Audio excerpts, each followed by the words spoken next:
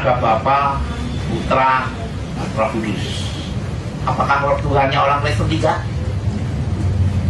Apa seperti apa yang dikatakan dalam Quran bahwa orang Kristen itu kafir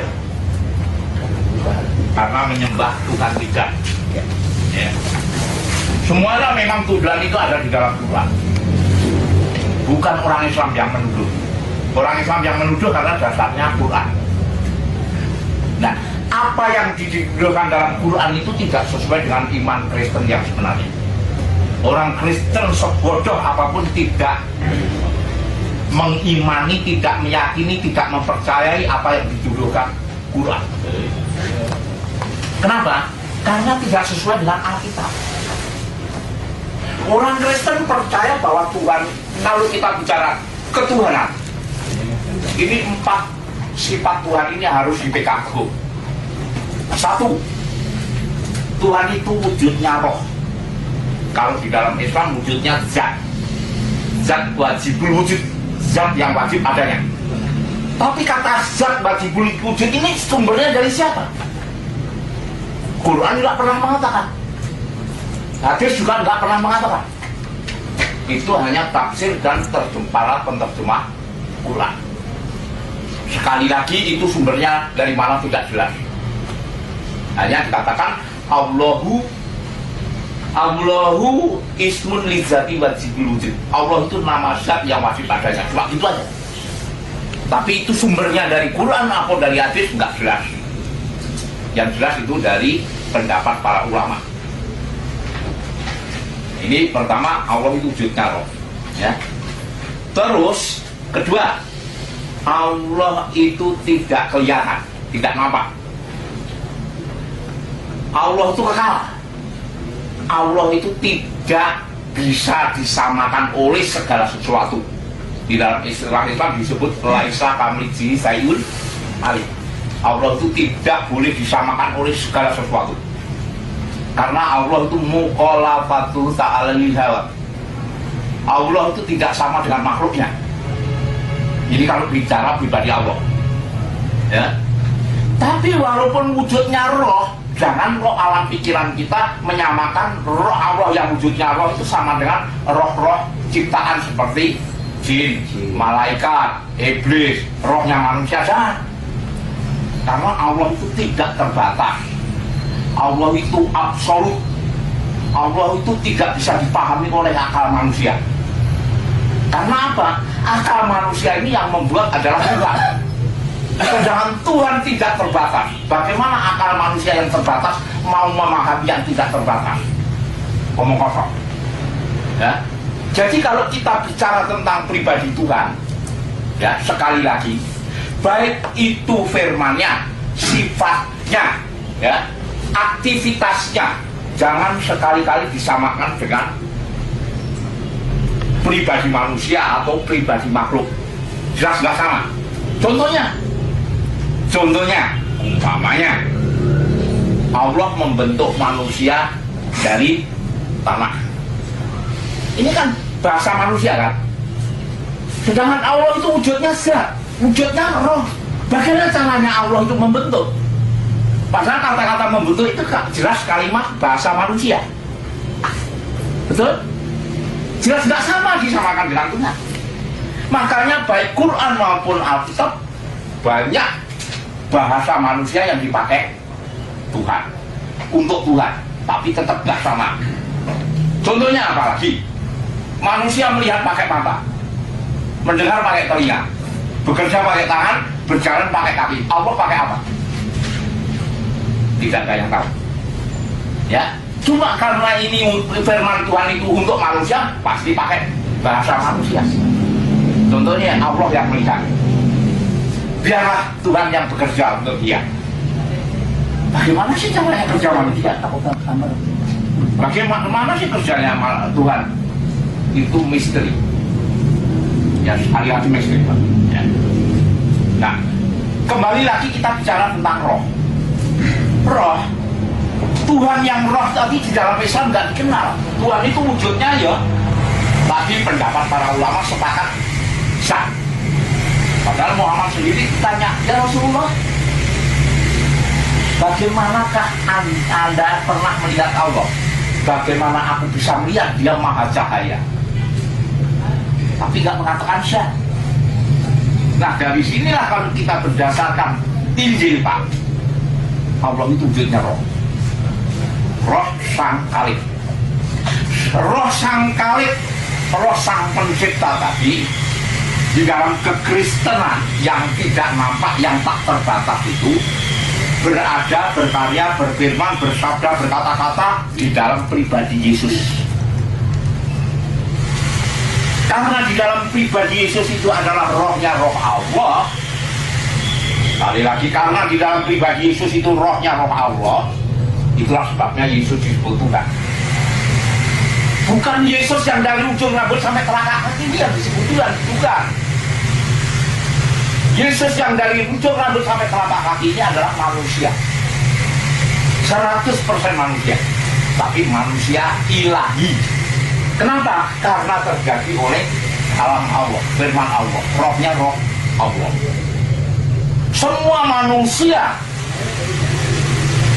yang terjadi oleh kehendak Allah hanya Isa Al-Masih, Isa putra Maryam, ya. Di luar Isa Al-Masih, semua manusia terjadi dari hubungan suami istri, dari hubungan laki perempuan. Nah, sekali lagi, semua manusia di luar Yesus terjadi oleh benih laki-laki dan hidung perempuan. Makanya sekalipun Yesus itu adalah manusia, tapi manusia ilahi. Karena Yesus mempunyai karakter manusia, maka dia makan, dia minum, dia tidur, bahkan dia mengalami kematian. Tapi bukan mati untuk mati, tapi mati untuk bangkit kembali, untuk menandakan bahwa Yesus, di dalam pribadi Yesus itu siapa?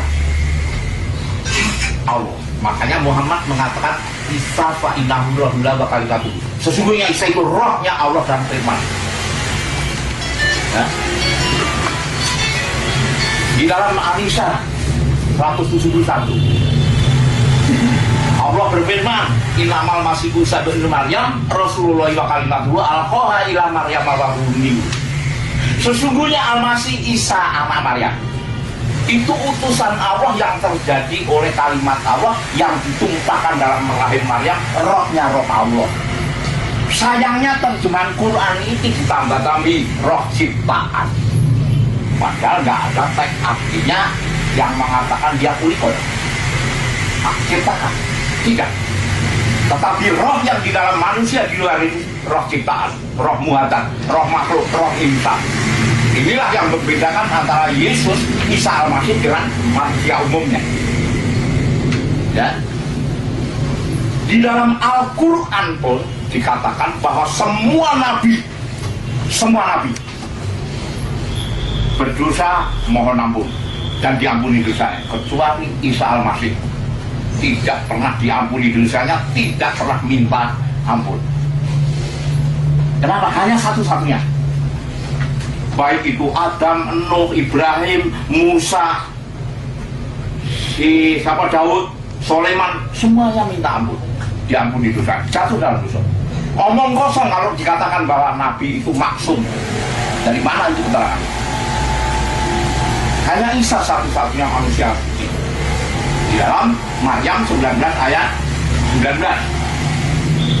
Innama Rasulullah rabbi illi ahbalak gulaman syakir. Sesungguhnya aku ini utusan Tuhanmu, Maryam, untuk memberimu seorang anak laki-laki yang suci. Dan Muhammad mengatakan setiap anak Adam yang lahir disentuh oleh setan, maka dia memekik dan menangis, kecuali Maryam dan anaknya. Dari sini aja sudah kelihatan bahwa Nabi suci nggak ada lain kecuali Isa putra Maryam. Semua Nabi berdosa. Nah, kembali lagi kepada topik Tritunggal tadi. Saya tanya sama Bapak Ibu yang hadir di sini. Saya tanya tidak. Bapak percaya nggak bahwa Allah itu pencipta langit dan bumi? Yang pencipta? Sang Khalid? Percaya? Itu istilah Kristen disebut Bapak. bersyukur kepadamu Bapa Tuhan langit dan bumi. Artinya Allah itu memiliki kodrat kuasa pertama mencipta. Saya tanya lagi, Bapak percaya bahwa Allah itu berfirman? Percaya. Istilah Kristen disebut anak. Jadi kalau Yesus anak Allah, artinya Yesus firman Allah. Makanya Yesus disebut kalimatil hayat, firman yang hidup. Ya. Jadi Allah berfirman, Allah sang pencipta, Allah sang firman. Dan saya yang terakhir percaya Bapak bahwa Allah itu memberi hidup. Betul? Betul? Inilah Tritunggal orang Kristen. Istilah bahasa Arabnya kata mutasabiah, kata yang dikiaskan, kata yang dianalogikan, kata yang diumpamakan, tapi tidak boleh ditafsirkan secara literal, secara hurufiah. Salah. Kenapa? Karena Allah itu memang nggak sama dengan manusia, nggak sama dengan makhluknya. Allah itu tidak sama dengan yang dicipta. Maka dari itu, sekali lagi Pak, ya Bu, ya Pak, Allah sang Khalik, sang pencipta disebut Bapa, Allah sang firman disebut anak, Allah sang pemberi hidup disebut Roh Kudus. Bukan tiga begini, salah. Makanya Quran mengatakan ya, wala taqulu salah, janganlah kamu katakan tiga. Itu orang Kristen amin. Rapat kafaral ladina qalu innallaha wal masihun ibnu Maryam. Sungguh telah kafirlah orang yang mengatakan bahwa Allah itu Isa anak Maryam. Orang Kristen amin. Sekalian aja amin. Ya. Cuma orang Islam pun tidak memahami, belum bisa membedakan antara yang zahir dan yang batin, antara yang nampak dan yang tidak nampak, antara yang kelihatan dan yang tidak kelihatan. Yang kelihatan, yang nampak seperti di foto-foto itu memang 100% manusia, ya, seperti umumnya manusia. Yesus sebagai manusia juga makan, juga tidur. Ketika dia haus juga minum. Ketika dia mengalami sedih dia juga berdoa. Ketika dia mengalami kematian dia juga mati sebagai manusia. Tapi ingat, bukan Tuhan yang mati. Yang mati siapa? Manusianya. Ada istilah Presiden Soeharto mati. Yang mati presidennya apa Soehartonya? Soehartonya enggak? Presiden enggak akan mati. Itulah sebabnya Yesus mengatakan Eli, Eli lama sabachthani. Ya Tuhanku, mengapa engkau meninggalkan aku? Yesus yang manusia ini mati. Ya, mati sebagai manusia karena ditinggalkan oleh roh Tuhan, roh Allah. Maka dia menyebut, ya Allahku, mengapa engkau meninggalkan aku? Jadi yang mati itu adalah manusianya, bukan Tuhan. Tuhan tidak akan pernah mati. Ya? Makanya Yesus berani mengatakan, jikalau kamu tidak percaya bahwa aku adalah ya Allah, kamu akan mati dalam dosa-dosa. Gak ada nabi yang berani mengatakan anna batulibul hawal yang laisa hadu ya'ti ilal abilabi. Aku inilah jalan dan kebenaran dan hidup. Tidak ada seorang pun yang sampai kepada Bapa kalau tidak melalui aku. Jadi perbedaannya Isa, Yesus dengan nabi-nabi lain jelas tidak sama. Cari nabi siapa yang mati bangkit hidup kembali kecuali Yesus. Nggak ada. Baik Quran maupun Alkitab mengaku. Jadi kalau tadi diterangkan bahwa Isa tidak mati disalib dan dibunuh, bertentangan dengan ayat lain. Jelas. Kalau ayat Quran antara satu ayat dengan ayat lain bertentangan, jelas itu bukan firman Allah. Makanya Allah mengatakan di dalam An-Nisa 82, afala yatadabbarunal Qur'an walau kana min indi ghairi la wajadu fi ikhtilafan katsira. Apakah mereka tidak memperhatikan Quran? Sekiranya Al-Quran itu bukan dari sisi Allah, maka di dalamnya pasti banyak pertentangan. Buktinya bertentangan. Orang Kristen dikatakan orang kafir, orang Yahudi dilaknat Allah. Tetapi ayat lain aneh. Orang Yahudi, orang Nasrani orang sobiin siapa saja yang beriman dan beramal soleh di hari kemudian akan mendapatkan pahala dari Tuhan mereka. Bertentangan kan? Apa ya begitu? Allah ngomong bertentangan antara satu ayat dengan ayat lain. Kalau firman Tuhan yang ngomong orang satu, yang ngomong satu pribadi, antara ucapan ayat satu surat satu dengan surat lain bertentangan, jelas itu bukan firman Tuhan. Dan itu Quran sendiri yang ngomong. Jadi sekali lagi, dengan tuduhan-tuduhan bahwa Tuhannya orang Kristen 3, saya sebagai orang Kristen amin, tapi bukan 3. Tuhan yang satu tadi, saya akan memberi ilustrasi, saya akan memberi perumpamaan. Ya Pak ya. Seumpama saya Tuhan, ya, seumpama saya Tuhan, saya kan satu, ya, saya memiliki ucapan, perkataan. Ucapan perkataan saya ini dikatakan firman. Di dalam pribadi saya ini memiliki roh, ya. Yang jadi pertanyaan, nama saya Hari, ucapan Hari, roh Hari, berpisah apa jadi satu? Jadi satu tidak bisa dipisahkan, tapi bisa dibeda-bedakan. Karena ucapan saya, perkataan saya, sabda saya, dan roh yang ada pada saya melekat pada diri saya, yang tidak terpisahkan tapi bisa dibedakan. Jadi yang dikatakan 3 ini bukan 3 oknum. Alkitab memang katakan 3 pribadi, tapi maksudnya 3 kudrat kuasa sebagai sang pencipta disebut Bapa, sebagai sang firman disebut anak, sebagai sang pemberi hidup disebut Roh Kudus. Jadi 3 kudrat kuasa ini melekat menjadi satu dalam pribadi Tuhan yang tak terpisahkan. Inilah iman Kristen yang benar. Ya. Jadi orang Kristen itu bukan Tuhannya 3. Inna alaqot kafarul ladina qalu innallaha salisu salasa. Bukan itu. Jadi kalau ada istilah Islam itu sifat Allah itu ada 20.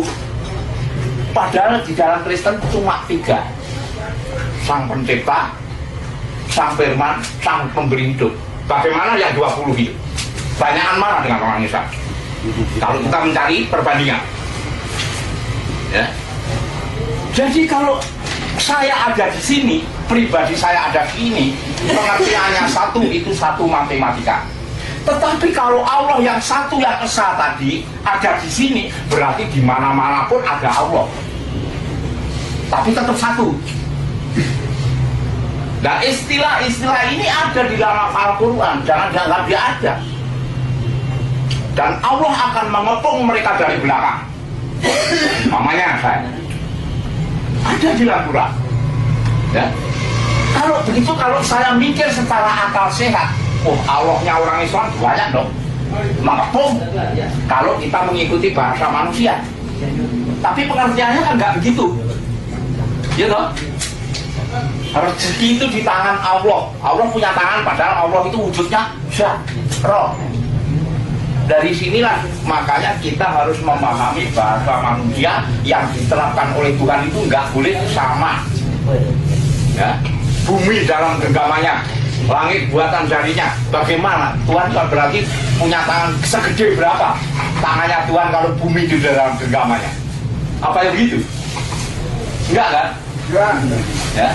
Contohnya, kalau kita berdiri di tepi laut, kita memandang sejauh mata memandang laut itu tidak terbatas.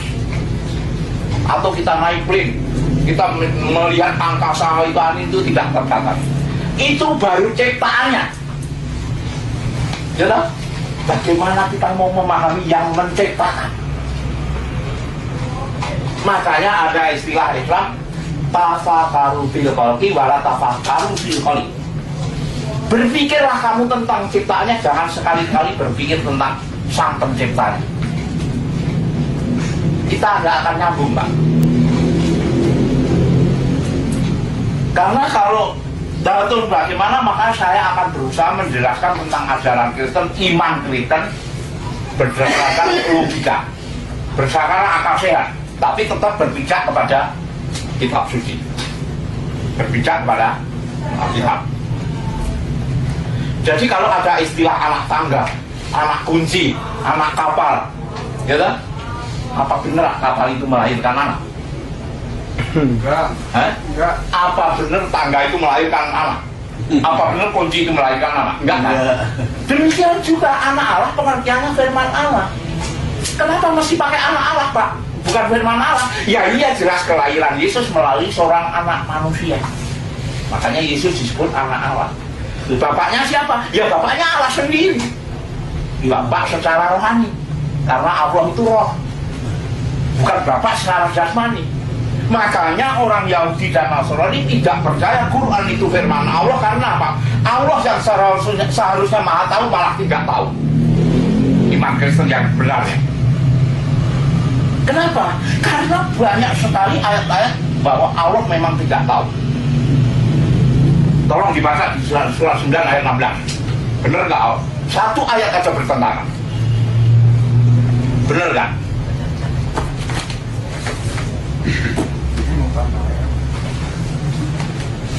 Surat 9 ayat 16.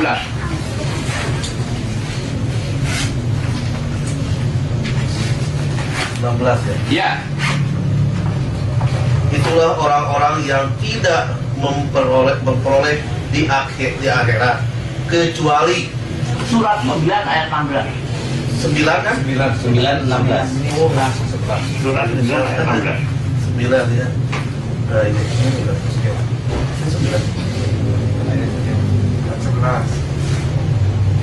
Ayat 16.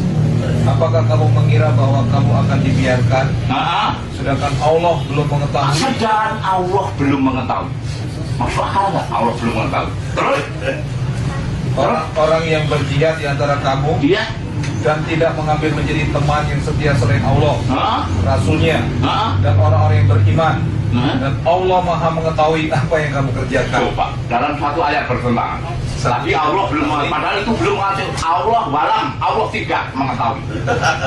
Tapi di ending akhir ujungnya Allah sesungguhnya Allah maha mengetahui. Satu ayat aja bertentangan, Pak. Bagaimana ini katakan firman Tuhan? Beda aja, beda perkataan. Coba Pak. Saya tanya kepada bapak-bapak, jawab yang jujur. Allah maha kuasa nggak? Kuasa. Maha mengetahui nggak? Mengetahui. Maha hadir nggak? Maha hadir. Sekarang kalau Allah ngomong mudah-mudahan, bapak nggak?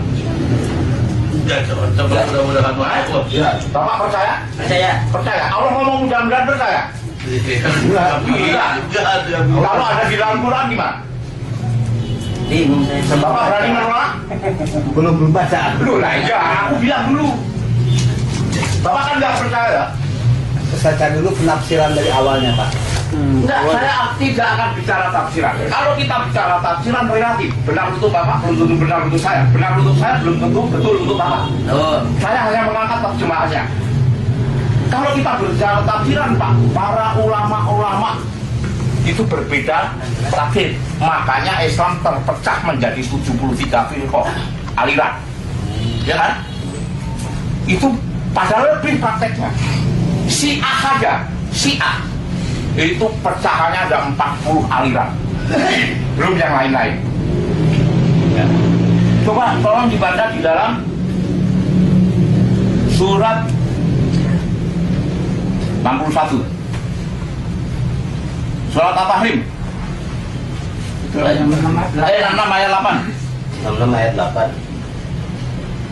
66 ayat 8. Ini Allah ngomong mudah-mudahan. Lucu kan? Jadi tidak ada kepastian dalam keselamatan dalam Islam. 6 ayat 8. Ya. Hai orang-orang yang beriman, Ya ayyuhalladzina amanu bertaubatlah tubu ila kepada Allahi taubatan nasuha. Allah Ya. dengan taubat yang semurni-murninya. Ya. Mudah-mudahan Tuhan kamu akan menghapus kesalahan-kesalahanmu Mudah-mudahan. dan memasukkan kamu ke dalam surga yang mengalir di bawah sungai-sungai. Hop, sob. Ya. Tobat yang semurni-murninya. Mudah-mudahan Tuhanmu menutupi kesalahan-kesalahanmu. ayyukafiru ankum sayiatikum wa yudkhilkum jannati tajri dan memasukkan kamu dalam surga. Tobat yang murni, apalagi yang tobatnya setengah murni. Bagaimana mau masuk surga? Allah kok ngomong mudah-mudahan? Nggak lucu, Pak. Surat At-Tahrim, Pak, ayat 8. Benar, Pak. Ya. Tapi yang bicara ini siapa itu sebenarnya? Yang bicara ini Allah. Ya kalau menurut saya. Itu pendapat Bapak. Kan? Ya ayyuhalladzina amanu, enggak dong. Oh, Pak. Kalau pendapat saya, Tafsirannya, terjemahannya paradigma pendapat Bapak kan beda. enggak. Ini terpulang. Saya mengangkat terjemahan. Betul, dari Terjemahannya dari kan ini. jelas contoh seperti ini kan. Ya. Paradigma contoh. Ini kelihatan kalau di sini kan panjang. Betul? Dari sini panjang. Kalau lihat kan begini. Itu sama tafsirannya. Makanya saya bilang, Ya. saya nggak bicara tafsiran. Iya betul. Ini adalah terjemahan. Betul. Please lanjut. Ya, Ya ya. ya. Oke. Maaf Pak ya. Iya, nggak apa-apa. Ini bicara ini Kita kan- masalah harus belak-belak. Oke. Saya nggak berhak menafsirkan. Ya. Saya hanya mengangkat terjemahan. Oke. Oke, terus saya. Good. Udah. Sekarang dilanjutkan surat 17 ayat 8. Surat 17. Bukan ya. Berapa, Pak? 28. 2867. 2867. 28 67. 67 ya. Iya. 28 67 itu Al-Qasas. adapun orang-orang yang bertobat Iya. dan beriman Heeh. serta mengerjakan amal yang saleh, Oleh. semoga dia termasuk orang-orang yang beruntung. Adapun orang yang beriman, bertobat, mengerjakan amal soleh, semoga. Saya nggak Pak, tapi tobat semurni-murninya mudah-mudahan ini beriman, bertobat, mengerjakan amal soleh, semoga. Mestinya ini sudah memenuhi syarat. Pasti aku jamin masuk surga. Mestinya itu. Saya nggak menafsirkan. Ini mengangkat terjemahan. Nggak lucu Allah ngomong begitu. Betul kan Pak? Sekarang saya tanya sama Bapak. Bapak apa memenuhi kriteria ini? Gimana Pak? Bapak apa selama menjalankan syariat agama sudah memenuhi beriman, bertobat, beramal, mengerjakan amal soleh? Nggak tahu kan? Tapi semoga Nggak ada yang tahu. Kalau Bapak berani mengatakan begitu, berarti Bapak juga termasuk orang yang semoga. Semua dikerjakan. Saya beri akan ilustrasi Pak. Seandainya ini Pak Yudi pengusaha, Bapak sama kerja sama Pak Yudi. Pak Yudi punya gaji. Kamu kerja yang baik, yang disiplin, yang taat, yang tidak boleh protes. Pokoknya semua aturan perusahaan sudah ditaati. Ya. Pak Yudi ngomong, mudah-mudahan kalian akhir bulan saya gaji. mau nggak? Mau nggak? Nggak mau takutnya nggak dibayar Pak. Nah, itu. Nah, itu Ya, demikian juga. ya dicontohkan itu. Iya, itu tuh. Karena kita kembali lagi, kita kan sebagai ini kelahiran tahun berapa? Kan dulu kuran-kuran itu datangnya kan dari itu dari kulit, dari pohon-pohon ya. Dengan adanya ulama bersandia, jadikan Al-Quran. Al-Quran itu gundul, tidak sesepakat seenaknya gundul, lah. Karena orang-orang nggak bisa baca, sudah Jabar Jemer. Nah, kita kan ini kelahiran abad-abad berapa? Nah, kira-kira ini, Iya. kok sampai tahu persis seperti yang dibicarakan oleh Bapak. Iya. Saya juga terima kasih mendapat Iya. ilmu. Iya, betul. Thank you, lanjut Pak. Ya, jangan jadi masalah Pak ya. Ya. Quran seperti apa yang diceritakan Ya. Pak Saifuddin Ibrahim tadi, sebenarnya naskahnya bukan satu, bukan miliknya Abu Bakar aja. Iya. Naskahnya kalau nggak salah ada 7, cuma saya hafal 5. Miliknya satu, miliknya Abu Bakar, Ya, diwariskan Utsman, kepada Ali, dan itu. Utsman dan sampai ke Utsman kan? Ya, Sayyidina Ya, Abu Bakar, terus Utsman, Ubay Ali. bin Ka'ab, Salim, para ulama. Ibnu Mas'ud, terus satunya lagi siapa itu? Ini kenapa kok nggak dilestarikan? Yang 4 dibakar, yang 1 dilestarikan miliknya Utsman. Kenapa? Karena ketika terjadi jedah perang, ada salah satu penghafal Quran, mereka merantau di Armenia. Kaget, kok bahasanya lain, actionnya gayanya lain. Ada lagi di Basra, di Iran, loh gayanya juga lain. Nah dari sini lah pengaduan-pengaduan itu masuk ke Utsman. Akhirnya apa? Semua naskah yang tersebar tadi dikumpulkan bukan untuk perbaikan, tapi dibakar oleh Utsman. Padahal Nabi sendiri ngomong, belajarlah Quran kepada Utsman, karena dia orang yang paling dekat dengan batinku. Dia orang yang terbaik. Setiap uji makalah Quran, naskah Quran, si Nabi membaca miliknya Mas'ud, disaksikan oleh Jibril. Itu kenapa miliknya si Ibnu Mas'ud ini dibakar? Ini kalau kita bicara tentang naskah Quran. Ya betul. Ya. Kita kan takdir, sebenarnya takdir. Ya. Saya takdir kepada itu, kepada ulama. Ya. Bapak juga takdir kan, kita tidak seumur, betul nggak? Dan kita tidak seumur dalam sejarah itu kan tidak. Ya, betul. Kita takdir kepada pendapat Ya. firman, betul nggak? Ya. Ya kita bicara baik aja, kita Ya. takdir. Bapak juga takdir, saya juga takdir, betul? Ya, Betul. semua itu Takdir kepada pasti. takdir kepada yang punya ide masing-masing, betul nggak? Oke, lanjut. Terima kasih. Kita pengen aja, Pak. Kita bicara coba. Ya. Salah agama mah itu terserah. Ya, Terima kasih. Ya, nggak apa-apa. Yang jadi masalah, Ya, ya. jangan sampai bahas sekitar Bapak. Tapi di dalam iman Kristen kita, Iya. Kristen bukan agama. Betul. Ya, sekali lagi Kristen bukan agama. Dan Yesus tidak pernah menerima Injil, kitab Injil maksudnya. Tapi Quran mengatakan Yesus menerima Injil. Salah. Pengertian Injil itu aja Quran menilai salah. Injil yang dikatakan Injil itu adalah berita gembira, kabar baik. Bisaroh bahasa Arabnya.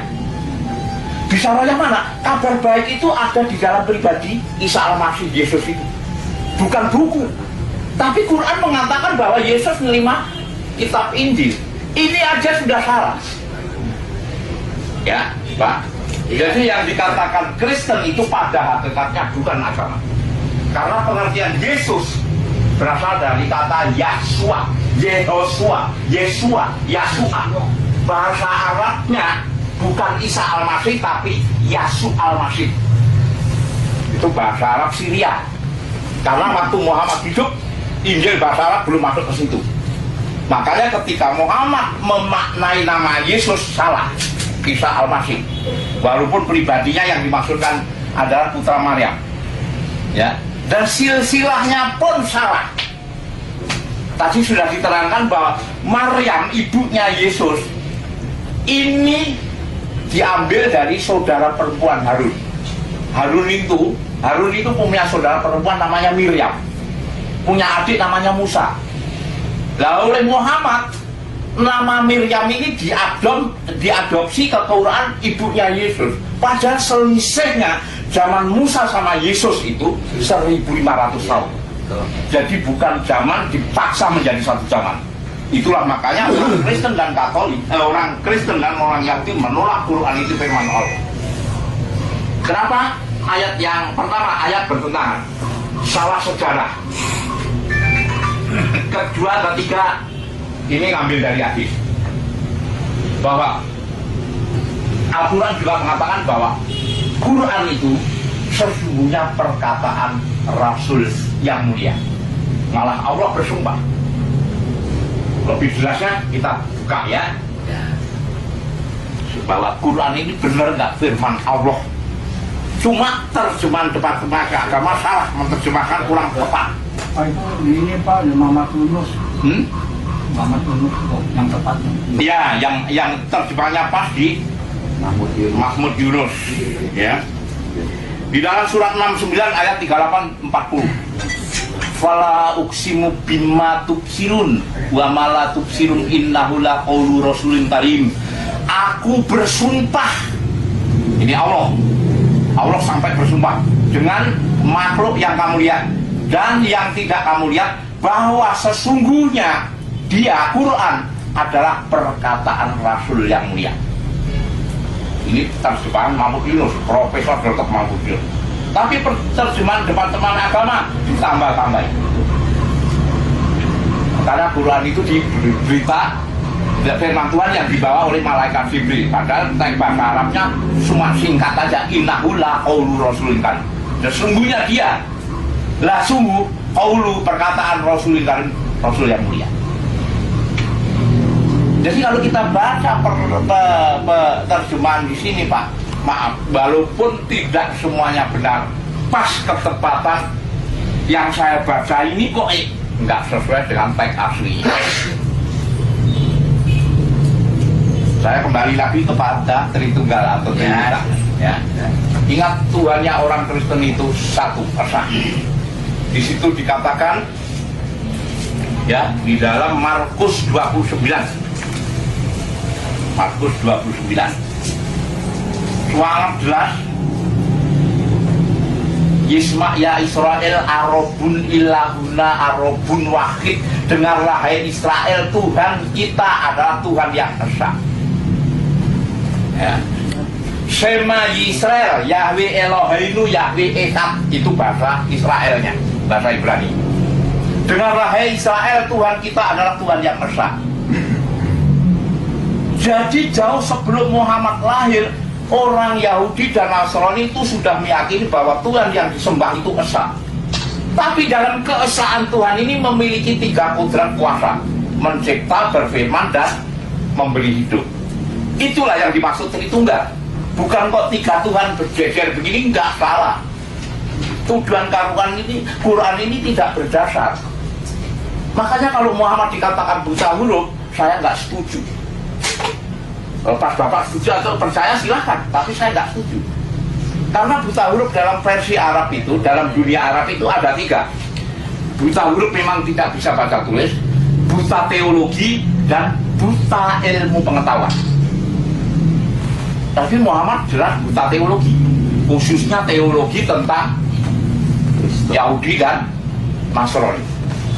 Karena menuduh Tuhannya orang Kristen 3, padahal Tuhan orang Kristen itu esa, satu. Tapi ada di mana-mana. Dan Tuhan itu tak terbatas. Itulah sebabnya Alkitab, Pak ya. Kita kembali kepada Alkitab. Ya. Ada yang bawa Alkitab? Ya, ada. Di dalam ayat 11 ayat 7 sampai 9. Ayat 11 ayat 7 sampai 9 begini bunyinya. Dapatkah engkau memahami hakikat Tuhan? Ya. Menyelami batas-batas kekuasaan yang maha kuasa, tingginya seperti langit, apa yang dapat kau lakukan? Ya. Dalamnya melebihi dunia orang mati, apa yang dapat kau ketahui? Lebih panjang daripada bumi ukurannya dan lebih luas dari samudera. Itu kita baru bicara penciptaannya, bagaimana sang penciptanya. Jadi kalau otak kita, pikiran kita, akal budi kita memahami Tuhan, nggak nyambung, Pak. Sama dengan begini, Pak. Saya naik haji. Ya Allah, aku datang memenuhi panggilanmu. Berarti Allahnya orang Islam ada di Mekah. Apa begitu? Katanya Allah itu ada di mana-mana. Kekuasaan Allah tak terbatas. Tapi praktek ibadah hajinya kok bertamu di rumah Allah. Berarti orang yang bisa bertamu di rumah Allah hanya orang yang memiliki harta. Wah, bagaimana dengan nasibnya orang yang tidak punya harta? Selamanya tidak akan bisa naik haji bertamu di rumahnya Allah. Adilkah itu? Muhammad pernah mengatakan, barang siapa di antara umatku melakukan sholat di Masjidil Haram 1 kali, nilainya sama dengan 1000 kali di masjid lain. Berarti orang Arab yang punya pahala besar. Apa begitu? Sama istilah-istilah di dalam Alkitab maupun di dalam Al-Quran sama. Cuma yang berbeda janjinya, Pak. Janji di dalam kekristenan pasti dijamin masuk surga. Kenapa? Karena yang kita ikuti ini sudah ada di surga. Sedangkan Nabi nggak tahu. Ya sudah sekolah atau belum nggak tahu. Surat 46 ayat 9 itu nggak perlu ditafsirkan. Kul katakanlah, ma'kuntu bitan minar rasul. Aku bukanlah satu-satunya rasul yang diutus Tuhan. Ma'adri ma'ayub alubi walabikum. Aku tidak tahu apa yang akan terjadi pada diriku dan tidak pula pada dirimu. In atabiu ilama yuwa, aku hanya mengikuti apa yang diwahyukan kepadaku. Ilaya wa ma'ana ila nasibin. Dan tugasku tidak lain adalah seorang pemberi peringatan. Makanya Muhammad tidak mengerti, tidak tahu nasibnya dia surga atau belum. Itu pun ditunjang oleh perkataan Muhammad sendiri dalam hadis Sahih Bukhari jilid 1 nomornya 650. Wallahi demi Allah alarjuloi kawiro, aku hanya mengharapkan kebaikan. Wallahi ya. Wa ana Rasulullah, biarpun aku utusan Allah, ma'adri ma'ayub alubi, aku tidak mengetahui apa yang akan terjadi pada itu. Kalau nasibnya Nabi aja nggak ngerti, bagaimana dengan umatnya? Itulah sebabnya gelar Nabi lain dengan Nabi-Nabi yang lain. Kenapa nabi-nabi lain 25 nabi dari Adam sampai Isa gelarnya AS alaihi salam, keselamatan atas nabi itu. Tapi Muhammad gelarnya SAW, Pak. Sallallahu alaihi wasallam. Semoga Allah memberi rahmat dan keselamatan atas nabi. Berarti Nabi 24 sudah selamat, Muhammad tanda tanya. Itulah sebabnya setiap umat Islam sholat pasti sholat untuk Nabi. Karena memang Nabi perlu doa. Buktinya apa? Ya mati tetap mati. Sampai sekarang di Medina nggak bangkit-bangkit. Tapi Isa mati bangkit hidup kembali. Itulah yang menunjukkan keilahian Isa. Nggak ada Nabi lain yang bangkit kecuali Isa. Karena apa? Kejadiannya Isa berbeda dengan Nabi-Nabi lain. Nabi-nabi lain semua keturunan Adam, hasil hubungan suami istri. Tapi Isa tidak. Oleh firman Allah, oleh roh Allah. Itulah pribadi Isa. Makanya ketika dia mati, maut, kematian tidak bisa mengalahkan. Bahkan kematian itu dikalahkan oleh Isa. Makanya kalau Isa mati bangkit hidup kembali, siapapun yang percaya kepada Isa kalau mati bangkit hidup kembali, itu janji. Makanya janji Tuhan itu pasti, Pak. Gak mungkin Tuhan ini ngomong mudah-mudahan. Jelas ini faktor manusia. Gak mungkin. Aku gak yakin Tuhan ngomong mudah-mudahan. Karena Tuhan itu maha mengetahui. Lain Tuhannya orang Kristen kalau ngomong ya tidak. Lebih dari itu pendosa, pembohong. Jadi keselamatan inilah Pak yang dicari, yang kita cari.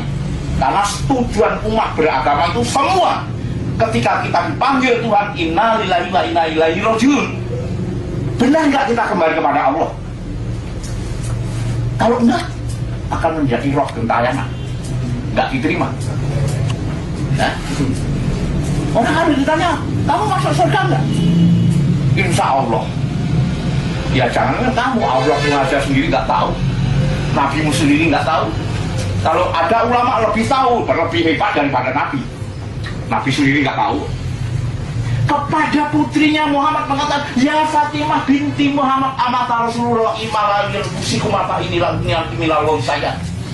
Wahai Fatimah putri Muhammad, biarpun aku utusan Allah, ikmala alian fusikuma, beramallah kamu untuk diri kamu, fa inilah yang minal saya. Sesungguhnya aku tidak dapat menolongmu sedikit pun dari siksa Tuhan. Anaknya sendiri, Mbak, nggak bisa tolong. Dirinya sendiri juga nggak tahu, anaknya juga nggak bisa ditolong. Makanya aneh kalau pada hari kiamat Muhammad memberi syafaat, omong kosong, bertentangan dan Quran dan Nabi. Semua hadis, kitab apapun, kalau bertentangan dengan Quran harus ditolak. Itu selama saya mengkaji dalam ajaran Islam. Silakan, orang mau dasarnya ini, dasarnya itu, tapi kan harus selaras dengan Quran. Contohnya Pak, sholat dari 50 kali menjadi 5 kali. Itu hadis yang bercerita. Baik Tirmidzi menceritakan, Sahih Bukhari menceritakan, Muslim menceritakan, Abu Dawud juga menceritakan. Versinya berbeda-beda. Semuanya itu dari perintah 50 kali sampai 5 kali. 50 kali sampai 5 kali itu pun petunjuk Musa, bukan dari Allah.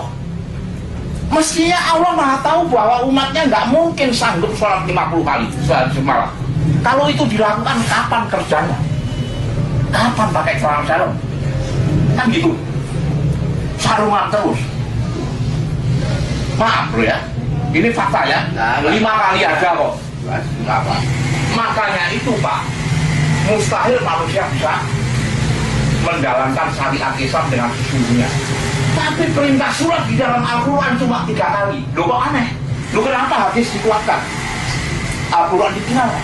Wa aqimi sholata tarafayn nari basulaka minal laili innal hasanati yudhinnal sayyiati dzalika dzikrul lidzakirin. Surah 11 ayat 114. Aneh kan? Sama-sama firman Allah katanya. Muhammad katanya pergi ke Mustawa, ada perintah 50. Di Quran cuma 3 kali. Loh, ini pengalaman hadis kok dikalahkan sama Quran. Quran dikalahkan. Jadi kalau kita percaya tentang banyak, cuma saya akan bicara tentang keselamatan. Karena kita hidup ini cuma sekali. Kullu nafsin za'iqatul maut summa ilaina turja'un. Tiap-tiap yang bernyawa akan mati. Hanya kepadanya kamu dikembalikan. Iya kalau bisa kembali ke sana, kalau enggak. Jangan sampai kita sesat. Dolun lamudil, sesat menyesatkan. Kita akan menyesal di belakangan. Makanya tentang berita ini Pak, mangga, silakan. Terima. Selamat, nggak terima ya urusan masing-masing. Kan gitu toh? Lakum dinukum waliyadin, kan gitu. Yang jelas, Kristen bukan agama. Salah, Kristen bukan agama. Ya. Karena apa? Kristen dikatakan bukan agama karena agama Yahudi itu gagal. Makanya tidak ada seorang pun yang bisa menjalankan agama Yahudi dengan menjalankan hukum Taurat Musa.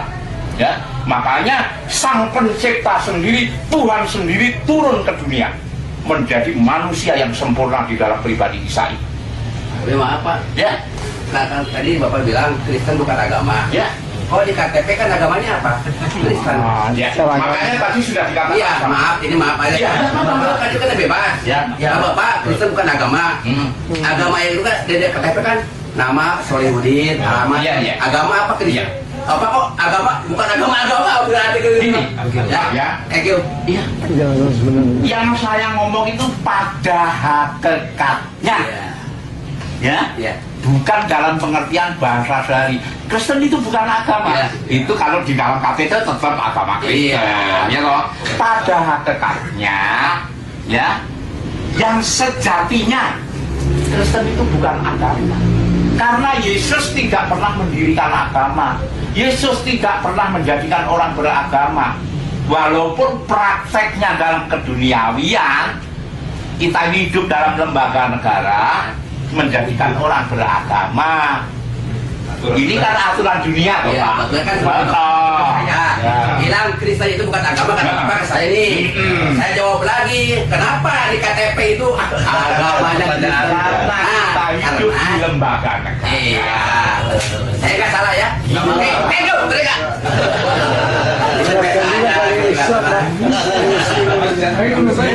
Iya, tadi kan jelas. Masalah itu masalah kita pendapat akidah itu bebas. Karena kita bermacam-macam iran saya satu tujuan mencari yang tadi saya bilang.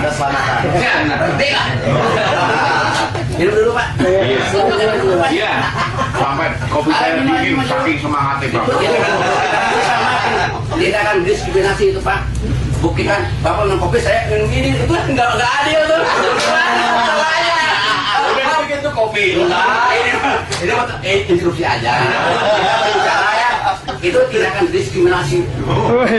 Tidak boleh karena Bapak kopi saya nggak ada dia.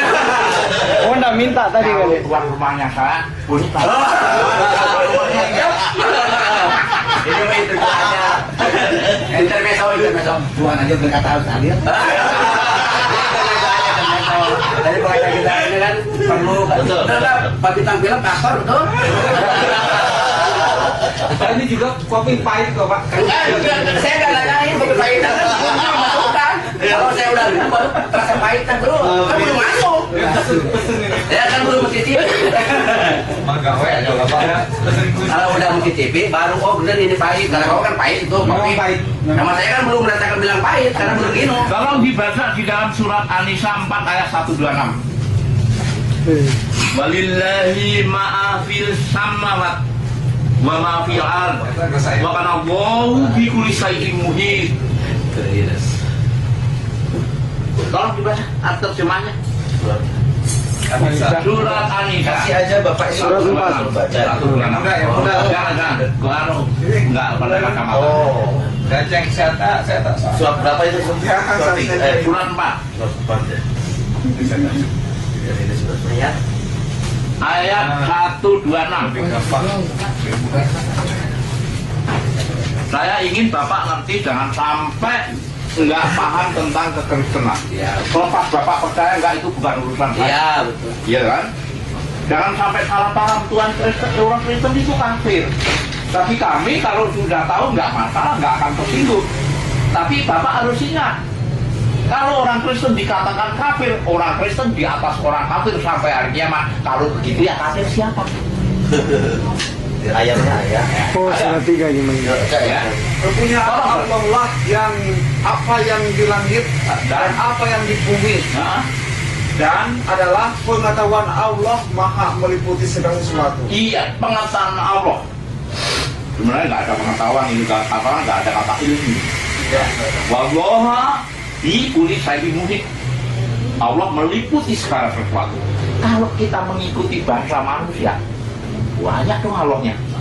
Kata meliputi itu banyak Pak. Ya? Tapi karena diterapkan untuk sang pencipta, artinya kekuasaan Tuhan itu meliputi segala sesuatu. Demikian juga orang Kristen. Jadi kalau ada Bapa, Putra, Roh Kudus itu jangan ditafsirkan 3 pribadi, salah, 3 oknum. Maksudnya di dalam Islam 3 sifat. Sifat Allah yang sang pencipta, sifat Allah berfirman, sifat Allah menghidupkan. Cuma itu aja kok.